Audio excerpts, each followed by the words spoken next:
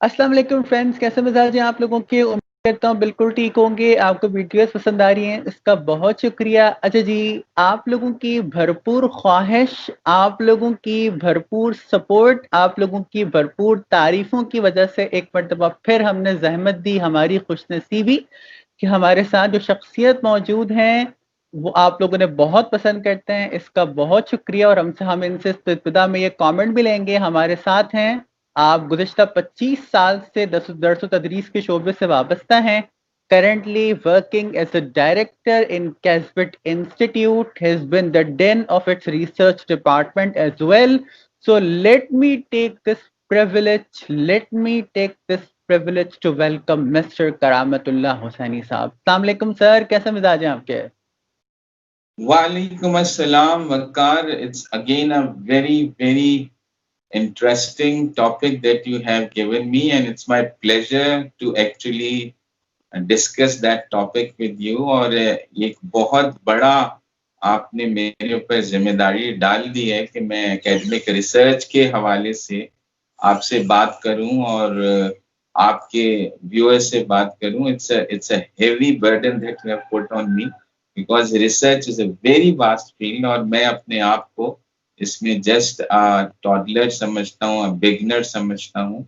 तो इंशाल्लाह मेरी तरफ से जितनी भी सिंप्लीफाइड तरीके से मैं ये बात पहुंचा सकूंगा मैं कोशिश करूंगा. And one thing very important कि आप माशाल्लाह you are doing a great job. जो आपके वीडियोस अपलोड होते हैं वो बड़ी ही इंफॉर्मेटिव भी होते हैं, इंटरेस्टिंग भी होते हैं और एक नए डायमेंशन को भी खोलते हैं. तो again congratulations to you for posting such great videos on your platform. So nice of you sir. Before we begin this, क्योंकि you are in one of those people, इसलिए मैं आपसे ये कमेंट चाहूंगा। आपने जब एक रिसर्च पे इंट्रोडक्टरी वीडियो बनाई थी तो लोगों ने मुझसे कहा था कि सर करामत के साथ हम चाहेंगे एकेडमिक रिसर्च पर भी बात हो और एकेडमिक रिसर्च के हवाले से भी हम गुफ्तगू करें। बिफोर दिस, नाउ अल्हम्दुलिल्लाह it's been 3 months with curators. तो आप क्या कहेंगे ऑडियंस को जो अब तक इन चीजों को देख रही है? What's your take on to this? You can now अल्हम्दुलिल्लाह we have uploaded more than 50 videos. So what's your take on to this? का क्विक कमेंट फिर हम स्टार्ट करते हैं सेशन को। फर्स्ट ऑफ ऑल देखें, आपने कोई एक स्पेसिफिक एरिया को टारगेट नहीं किया, which is a very good thing because जो भी इसके व्यूअर्स हैं उनको 360 डिग्री टॉपिक्स के ऊपर एक व्यू मिलता है. इसमें एज ब्रैकेट्स भी from youth to senior people. So you have got all across the society जो रिप्रेजेंटेशन है, all across the knowledge basis जो नॉलेज बेसिस हैं. तो ये नॉलेज मिलती है. It's a great thing and it gives a very good insight into various areas to the viewers. और मैं खुद पर्सनली इसको बहुत एंजॉय करता हूँ. मुझे हर तरीके से इसके बारे में इंफॉर्मेशन मिलती है. So and nice. Again very great job that you are doing. Thank you so much sir. बस आपकी दुआएं चाहिए कि इसी तरह से यह प्लेटफॉर्म चलता रहे और जो लोगों को हमने through the mirror of multi dimension सिखाने की कोशिश की है क्यूरेटर्स पे, ये चलती रहे। एकेडमिक रिसर्च फ्रेंड्स, आज बात होगी करामत सर के साथ। Sir before we go any further, academic research के बारे में I want your comment first कि एकेडमिक रिसर्च क्या होती है, क्योंकि हमने जब रिसर्च से बात की थी we talked in a very simplifying manner, लेकिन when it comes to academic research what are we referring? देखिए, academic research like all researches is a systematic inquiry into a problem that may be faced by a society or an industry in order to investigate the problem itself. लेकिन academic research may not at the end of the research give a very clear solve of a solution of a problem. क्योंकि वो एक academic level पे, theory level पे हम बात कर रहे होते हैं और उसकी जो एप्लीकेशन है वो फिर यकीनन हमारी अप्लाइड रिसर्च में चली जाती है और उस थ्योरी को फिर अप्लाइड रिसर्च वाले यूज करते हैं to actually get into the real thing of those problems. तो हम at a very initial level हम उस प्रॉब्लम की आइडेंटिफिकेशन कर रहे होते हैं और उन पैरामीटर्स को हम देख रहे होते हैं जिन पैरामीटर्स की वजह से वो प्रॉब्लम क्रिएट हो रही है या एग्जिस्ट करती है या आगे जाके वो प्रॉब्लम अराइज हो सकती है। सही। सेकंड जो बड़ी इंपॉर्टेंट चीज होती है रिसर्च पे सर, क्योंकि आजकल आपको पता है इंटरनेट है और बहुत सारी चीजें हैं, तो there is a bundle of knowledge available for the people, but in order to get the selection of the relevant field, what is the key when it comes to research? क्योंकि बहुत सारे लोग बड़े कंफ्यूज हो जाते हैं कि यार मैं ये भी है, ये भी है, ये भी ये भी है, लेकिन उसमें से उसके रिसर्च के लिए क्या इंपॉर्टेंट है, इसके लिए क्या की फैक्टर्स है जो इंपॉर्टेंट होने चाहिए रिसर्च में स्पेशली? अच्छा, टू बी अ रिसर्चर सबसे पहले तो एक रिसर्चर का अपना एक एक माइंडसेट होता है। तो to be a good researcher सबसे पहले आपका जो भी इंक्लिनेशन है या जो भी आपकी टिल्ट है किसी भी टॉपिक की तरफ, आपको उसको कॉन्शियसली इग्नोर करने की जरूरत है to get that neutrality in the topic. कभी कभी ये होता है, मिसाल के तौर पर मैं अगर आपको उसकी एग्जांपल दूं कि मैं कहता हूं कि जी eastern society is better than the western society. अब यहाँ पे रिसर्चर ने अपना खुद ब खुद एक पोजीशन ले ली और न्यूट्रलिटी हट गई इसमें से। तो इस न्यूट्रलिटी को रिसर्चर को बरकरार रखना है कि let's see what I am going to find after I have completed my research. मेरी ख्वाहिश अपनी जगह हो सकती है कि मैं चाहता हूं कि ईस्टर्न सोसाइटी ज्यादा अच्छी तरह इमर्ज कर जाए या हम वेस्टर्न सोसाइटी से ज्यादा अच्छे नजर आए, ये मेरी ख्वाहिश हो सकती है। लेकिन to be a researcher I have to maintain my neutrality honestly and unbias. तो सबसे पहली बात यह है कि जब भी आप कोई टॉपिक सेलेक्ट कर रहे हो उसमें से पहले ही शुरू में अपना कोई व्यू पॉइंट ना ले लें। Try to manage that thing कि जी मेरी टॉपिक जो भी मैं एरिया में जा रहा हूँ, मैं पहले से जो मेरे दिमाग में या मेरे दिल में ख्वाहिश है उसको प्रूव नहीं करना चाहता। I just want to investigate कि ये है क्या, इसके असल पैरामीटर्स हैं क्या, इसके असल रिफ्लेक्शंस हैं क्या। पहली बात तो ये है कि whenever we are going for a topic we have to remain neutral।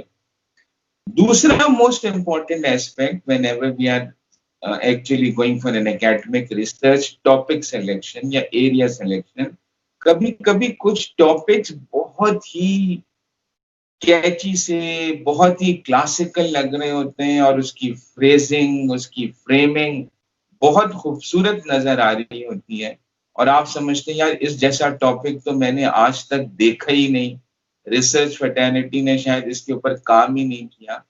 लेकिन उसके पीछे एक बहुत बड़ा प्रॉब्लम होता है कि वो टॉपिक जो आप कंस्ट्रक्ट कर रहे हैं वो टॉपिक रिसर्चेबल ही नहीं है। उस टॉपिक के ऊपर आप रिसर्च कर ही नहीं सकते क्योंकि वो टॉपिक एक बहुत ही आइडियल स्टेट में एग्जिस्ट करता है, which in our society in any society ideal state does not exist. तो कभी कभी हम टॉपिक से बहुत ऑब्सेस हो जाते हैं और हम कहते हैं नहीं यही टॉपिक पे काम करना है, लेकिन वो टॉपिक रिसर्चेबल नहीं है।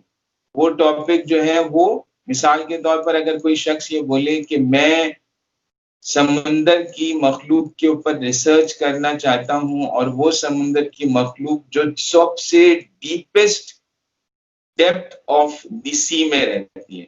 अब दुनिया के अंदर ऐसी सबमरीन्स ऐसे इक्विपमेंट्स अवेलेबल ही नहीं है कि उस डेप्थ पे जा सकें। तो दिस टॉपिक में seem to be very very interesting, लेकिन इट इज नॉट रिसर्चेबल। आप उस लेवल पे उस डेप्थ में पहुंच ही नहीं सकते। तो एक आइडियल स्टेट है जिसको अभी तक हमने अचीव नहीं किया। तो we need to be very clear whether that topic is researchable topic और नॉट।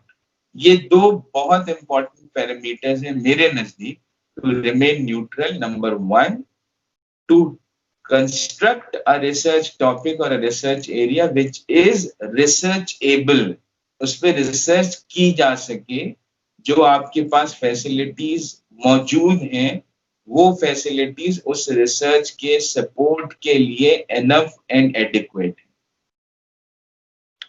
सही। अच्छा, अगला सवाल मेरा आपसे ये होगा कि क्या उस टॉपिक पे रिसर्च करना आसान होता है जिस पे बेइंतहा रिसर्च हुई हुई हो, या उस टॉपिक पे रिसर्च करना ज्यादा आसान होता है रिसर्चर के लिए जिस पे he is in one of those rare people who have taken out research on? देखिए, every research should have some new knowledge contribution to the society. तो ये कहना कि कोई पुरानी रिसर्च ज्यादा आसान है या कोई ऐसा एरिया ऑफ रिसर्च जिस पे काम नहीं हुआ वो आसान है, नहीं, दोनों रिसर्च नई होती है। चाहे कोई मिसाल के तौर पर एक रिसर्च यूएसए में हुई है, उसके अपना रिसर्च मॉडल एग्जिस्ट करता है, वही रिसर्च मॉडल उठा के अगर मैं पाकिस्तान में रेप्लिकेट करना चाहता हूँ, तो रिसर्च का जो सैंपल है वो क्योंकि कंप्लीटली चेंज हो गया है, तो now this research will reveal new parameters और will reveal new areas of knowledge, तो it already has actually become a new area of knowledge, क्योंकि सोसाइटी चेंज हो गई। और एक वो रिसर्च है जो दुनिया में हुई नहीं कभी, कोई ऐसी चीज कहीं पे की नहीं, तो again in both situation I think researcher अगर वो कन्वेयर बेल्ट जिसके ऊपर रिसर्च को कंडक्ट करना चाहिए, अगर वो कन्वेयर बेल्ट को प्रॉपरली एडमिनिस्टर करता है, उसके स्टेप्स को फॉलो करता है, तो both research will reveal interesting and a new dimension of knowledge. Sir, comparative study कितनी इंपॉर्टेंट होती है रिसर्च के लिए? कंपैरेटिव रिसर्च भी हमने बहुत देखी है, हाउ इम्पोर्टेंट इज दैट? देखिए, किसी भी लॉ को या किसी भी रूल को जर्नलाइज करने के लिए that every society, every culture, every social group, every era ये मॉडल के ऊपर फिट बैठता है, तो यकीनन आपको कंपैरेटिव रिसर्च करनी पड़ेगी। And since we are talking about academic research basically, और मैं जब बात कर रहा हूँ तो I am talking about social science की रिसर्च की बात कर रहा हूँ, तो डेफिनेटली किसी भी मॉडल को, रिसर्च की फाइंडिंग को जर्नलाइज करने में, ये पूरी दुनिया की हर सोसाइटी पे अप्लाई होता है और इस तरीके से अप्लाई होता है, तो कंपैरिजन तो ड्रॉ करना पड़ेगा। लाइक मैं अगर चाहता हूँ कि एक रिसर्च ये हो रही है कि इन्फ्लेशन जो पाकिस्तान में चल रही है, इस इन्फ्लेशन का इम्पैक्ट पाकिस्तानियों पे क्या आ रहा है, no I want to do this research. अब ये इम्पैक्ट हर सोशल ग्रुप में डिफरेंट है, हर सोसाइटी में डिफरेंट है। गांव देहात में शायद लोगों को टमाटर, सब्जी ये बाजार से खरीदने की जरूरत ही नहीं होती, वो तो उनके अपने घरों में उग रही होती है, तो वहां पे इन्फ्लेशन का इम्पैक्ट डिफरेंट होगा। लेकिन अगर मैं अर्बन सेंटर्स में बात कर रहा हूँ तो उधर इम्पैक्ट डिफरेंट होगा। तो one model can not actually explain the impact of inflation on a total society as a whole. उसको जर्नलाइज करने के लिए हमको तमाम सेगमेंट्स के ऊपर उस मॉडल को अप्लाई करने की जरूरत है।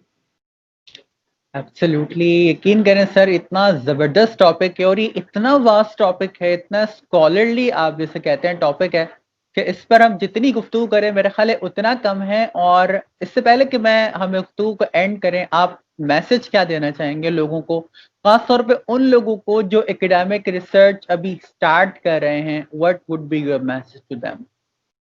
देखिए, फर्स्ट ऑफ ऑल रिसर्चर का अपना इंटरेस्ट रिसर्च में होना बहुत जरूरी, number one. Number two, research is not difficult, research is the most interesting thing because you find new ideas and you feel that you are contributing to the society.